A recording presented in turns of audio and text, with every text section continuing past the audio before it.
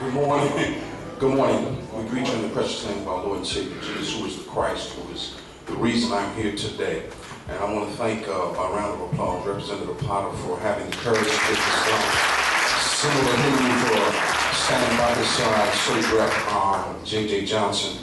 I see multiple folks here, Pastor and President of Newcastle County, Christopher Bullock, also county executives here. And the reason I say that is because these are folks who have been on the cutting edge. They did not just start this.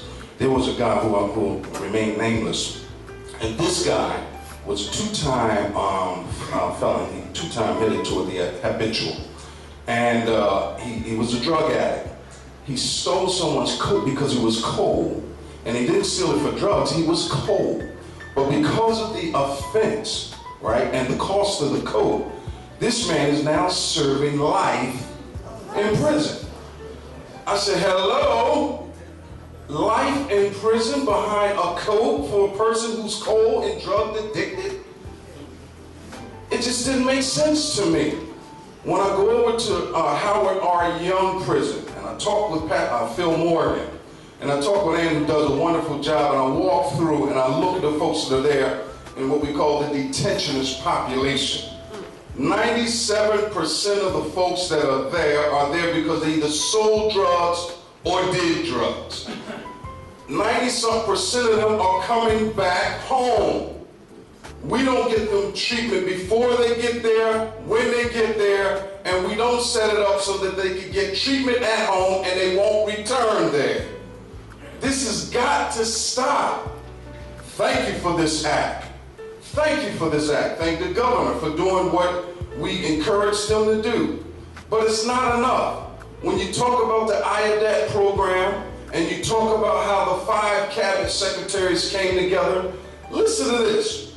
We know that if a person comes out of prison, right, and they actually have a place to live within a 48-hour window, right, the chances are they don't recidivate because they got a safe place. They have connected with some faith-based institutions or some spiritual centers, so they don't go back. How come we're not looking at institutions in the community that become, Marion Ellen Wright said, we need safe houses that folks can go to and grow to so that the thinking is changed and the behaviors ultimately change. In my opinion, and I'm not a rocket scientist, I got 30 seconds and I'm gone, I promise. In my opinion, when the cabinet secretary sat down and found out that folks who had a drug record, right, coming from prison, could not live in public housing with their own family member, right, they should have moved immediately. Because they were talking. The housing secretary was talking with DHS, Rita Lansgraf, and those folks were talking to some other folks. But the piece they missed, and thank God, I think we got a permission to do that now in some cases, but they're not looking at the economic piece. How do we link with the Department of Labor to get them some training and get them some income, because there's no income in the community that supports them. Am I making sense here? Yes. Yes. It worked for me. This is the last testimony.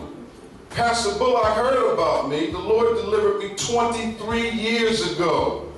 The help of Miss Betsy over there, the deacon. They saw me out there. They saw me come off drugs. They saw me put down the coke, put down the smokes. They saw me with some other stuff, but they trusted me. 8th Street Baptist deployed me back into the streets and said, you do the outreach. Now, all of a sudden, there's responsibility and accountability. But there's a support network like unmatched. Why is it so hard to get that done? Inside the prison. It's not hard.